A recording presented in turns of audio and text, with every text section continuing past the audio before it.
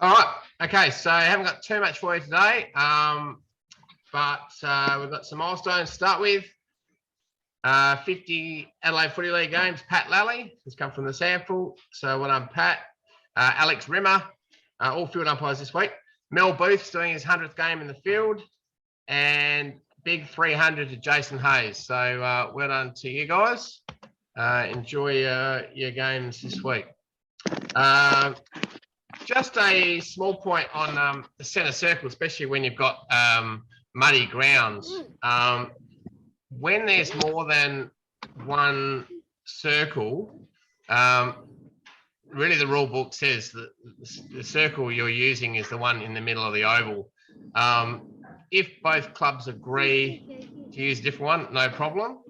And obviously there are times where the middle circle's particularly muddy and they want to protect the oval.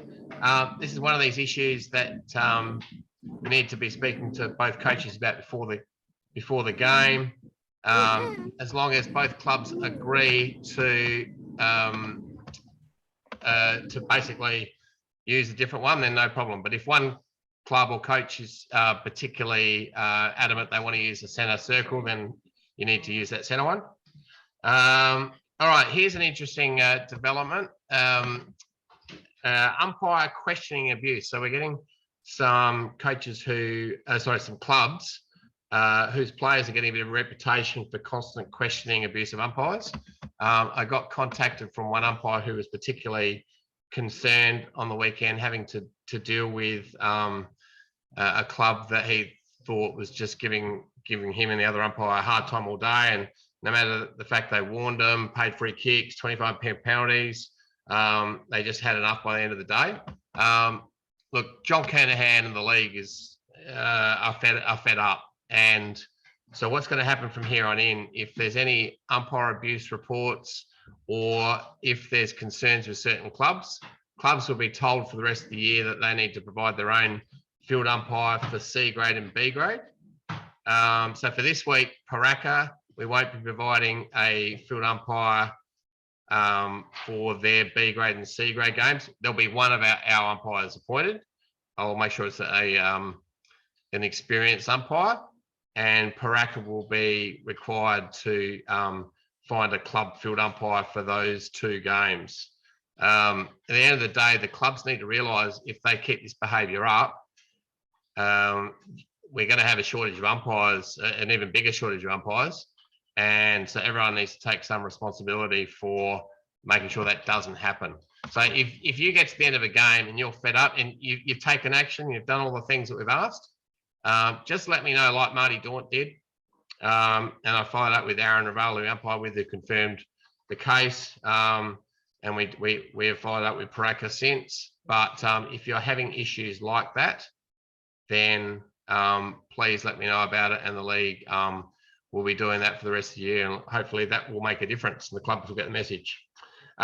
This Wednesday night, first training of the month. So Umpires Association's cooking a barbecue after training, $5 for food and a drink. So hope to see you all there this Wednesday night and enjoy something to eat and drink after training's finished. All right, any questions or comments on any of that stuff before we start this coaching video?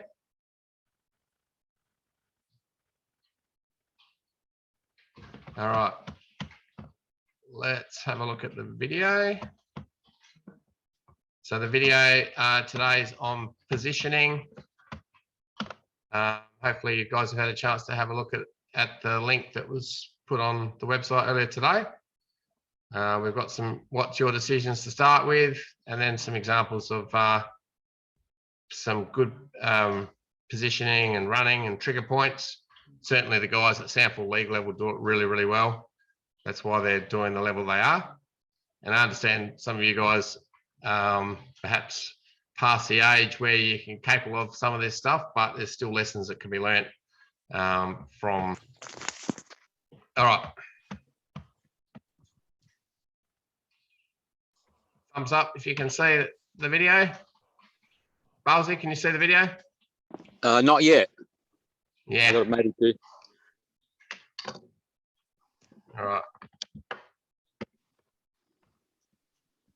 Got a story for us while I get this sorted, Buzzy? Yeah, well, I was up pretty late last night doing a bit of writing and getting into my ancestry back from 350 years ago, back in South Africa. So, yeah, that was an interesting exercise. Yeah, yeah, and I got a little taste of what you've been up to. Yeah. Are we still online, Colin, or what? What's that? Are we still having the meeting going on, or is there an issue? Yeah. I'm just here. We go. Does that look like it's working now? Is that? Can you see the? Yep. I can see you talking. Cool. I can see the screen up the top that's just starting to come up. All right. Yep. Okay. All sorts of things going on here. I've just had a light turned on. It's made me very bright. Anyway. Okay. Let's have a go at this. Buzzy, you can take us through the first example. Yeah, if I can see it. Right. Can you see the video now? Can you see example 1? I see example 1. Yeah, it's just right. I'll click on it. Okay. Yeah. All right. Have a go at this. Oh, okay. Right.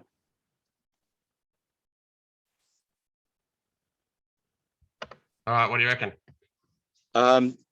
Well, the player got tackled. Whether he got tackled correctly or not, I'm not sure. If he was tackled correctly, then I'd say it was holding the ball. Yep. So definitely a prior opportunity. Yeah, Definitely a legal tackle. Yep. I guess the question is, did he get a handball or not? And I've slow-moed that one to see that he absolutely didn't get a handball. So yes, holding the ball is got that right. Yeah, you got it right. Yeah, thanks. Jake, you want to unmute yourself? Jake Bateman. Can you hear me? I can, mate. Welcome back to Adelaide Footy League. Do you want to just give the guys a bit of a rundown on your umpiring history and how you came to be back running around on the weekend? Yeah, sure. So I'm originally from the Hunter Central Coast region, so just north of Sydney. Umpired there sort of most of my umpiring life, and then ended up working for the AFL in an umpiring capacity, similar to, I guess, a coordinator or manager role for junior umpiring in Canberra, and then moved back to Adelaide with my wife a couple of years back. Got talked into coming back for half a season by Pat Lally, and then had a year off last year and back running around now. So yeah, good to be back. Yeah, good. And just tell us how you got to come back this year. There's a story there too. Pat again coerced me into umpiring a uni gala day on Mother's Day of all weekends, and then he went and got COVID a couple of days before and got stitched right up. But yeah, managed to have a bit of a run around with Barry and a few of the guys, and yeah, really enjoyed it. Got a bit of an itch back for umpiring after that, and yeah, back running around last weekend. So it's good to have you back, mate. And yeah, so Barry Lewis was doing that game with you, and I got this phone call from Barry the next day saying, "Oh, this bloke can umpire. He has done a couple of games with us in the past." So yeah, I got hold of your number and rang you up, and good to see you back. All right. After all that, have a look at example 2, mate, and see whether you can, what your decision would be here.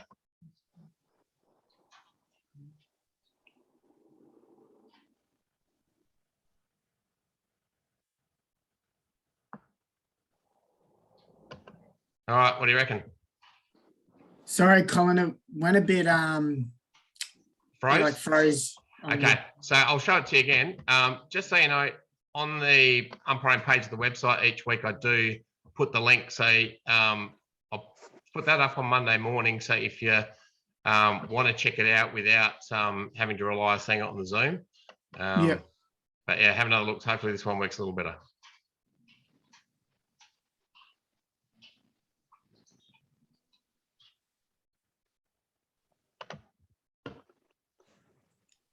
I reckon I'd ball that one up, Colin. All right. So one thing that's changed since you last umpired with us, we've really tightened up the holding the ball. Okay. So we'd pay that, would we? Yep. Yeah. So, right, okay. So in the past, we would err on the side of the ball player. Now we err on the side of actually paying holding the ball. So in that instance, there was a chance for him to a handball before he was tackled. Yeah.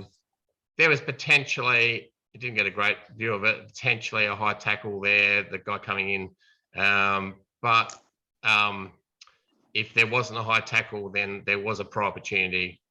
The tackle is laid and we would have paid holding the ball these days. Whereas back when you first umpired with us 3 years ago, we would have been erring on the side of balling it up.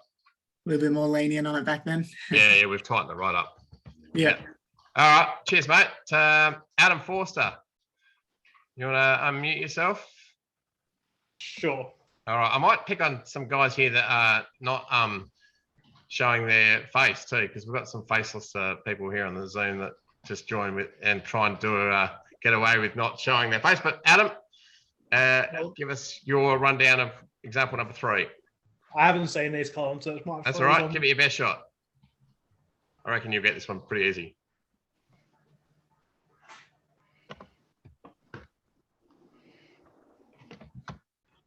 I guess probably holding the ball, tries to fend off. He's had plenty of prior opportunity and doesn't look like he even disposed of it correctly. Correct. Yep, definitely a prior opportunity. Does fend off and then tackled and then doesn't get the handball or kick out. So, yep, spot on. Okay. Let's see someone that hasn't got their face showing that we can ask. Bo Girdham. Unmute yourself. Now, for those that know, Bo is a pretty crazy Crow supporter, a bit like myself.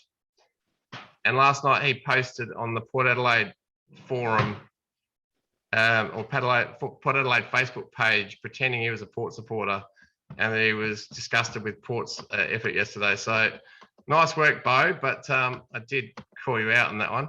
Do you want to unmute yourself and have a go at the next one? Oh, hang on. He must have. I'm just readmitting him. Smitty, you wanna help us out here? Matt Smith, who's just. It must be the last one on the list to get COVID. How are you feeling today, mate? Yeah, throat's a bit shabby, Cole. Yeah, it's a bit rough for a couple of days, but hopefully you come through okay. All right, give us your rundown on example number 4. It's a quick one. What do you reckon?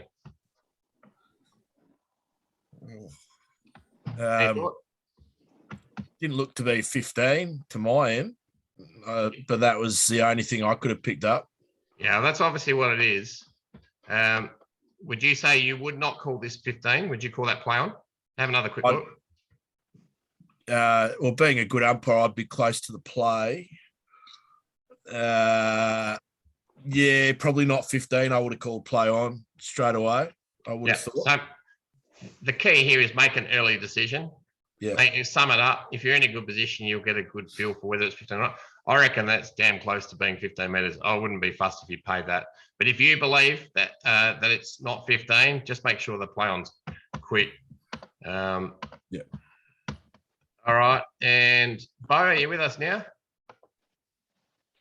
Yeah, mate. I don't know what went on there. Yeah, no, I'm getting some funny things happen with me tonight too. So, are you a Crow supporter or a Port supporter? What's the go here? I like just having a bit of a fish with the Port supporters from time to time. That was a very funny sledge. I did get a good laugh out of that. All right, you've got example number 5, mate.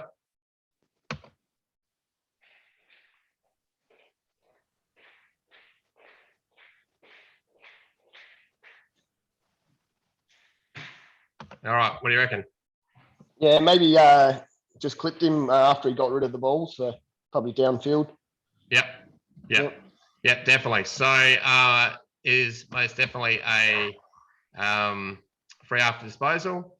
Make sure you keep your eye on the last active player once they've had the kick downfield. Don't move your eyes too quick. So, and if there's any doubt whether it's as he kicked it or late, err on the side of late. We're better to err on the side of protecting the ball player. All right, that'll leave for the rest of your decisions. Let's run through the rest of these. So this is all about positioning. As I said, Sandford guys are very good at trigger points as a whole. So this one, backing out 20, 25 metres, staying side on, sees the kicking in danger as a result. And if Ron Hundermark is the umpire there, if he wasn't backing out as quickly as he did there, he might not have been able to see that as well. So boundary throw up, throw ups around the ground, try and back out as quickly as you can. Here, the umpire is anticipating, running forward ahead of the play. And of course, the tackle occurs there, which means the free kick is given. But maintaining distance is important. So in here, maintaining the 20, 25 metres, as long as you can see clearly where the ball is and the ball player's head and shoulders, you can pick up the right free kicks. Yeah, as I said, making sure you can see the ball player's head and shoulders. If you're in the middle of umpiring and you can't see the ball player's head and shoulders, that's where you have to move quickly. Don't just stand still, always be on the move around packs. Otherwise, you get a player away. So working ahead of the ball. So watching here, you can see that he knows that that's going to be kicked downfield. He's running before the player kicks it, and he's able to therefore get closer to the next active play and can see the free kick that was there. And in that case, the umpire's right there at the set kick. He sees that the player goes over the mark and pays the 25 accordingly. So these umpires at Sandford League level and AFL level are generally very good at moving. So again, moving, so you can always see the ball. And in that case there, because he was able to get side on 20, 25 metres away, he sees that the player didn't handle or kick and therefore plays the right hold on the ball decision. Don't watch your footy, watch the players in your zone.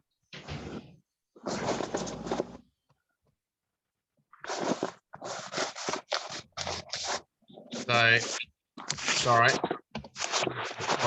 I'll just hold this up. I've got someone making a bit of noise. I'll try and mute. I'm having a whole lot of fun here. I don't know. I think it might have been Balsy. I'll just mute you, Balsy. All right. Yeah, so keeping an eye on the players in your zone. So if another umpire is in charge of the play and it's coming towards you, watching those players in your zone, making sure that you can see any free kicks in your area of the ground. That umpire there is adjusting nicely and making sure that there's side on to the contest, adjusting and anticipating. So even if you're not that quick, if you can anticipate where the ball is going to go and move before the player's kicked it or handballed it, it's going to certainly help. So these are hard conditions to umpire in. That's a good example of not standing still when there's a scrimmage, moving around and arcing around. Never should stand still. Always be on the move. So you're responsible for the players in your zone. In that case, that's a great free kick off the ball. There's a blocking free kick. If you're keeping your eye on the players in your zone, you're going to pick up those type of free kicks. Be urgent in what we want to do, decide and commit. So when you see the chance to anticipate and run forward, get side on, you therefore find yourself in a position to get the free kicks most of the time. So constant decision making is reliant on consistent decision making is reliant on good positioning. And yeah, don't worry about the spelling there. But some good messaging in that. Any questions or comments on any of those? Anything from the weekend that anyone wants to raise?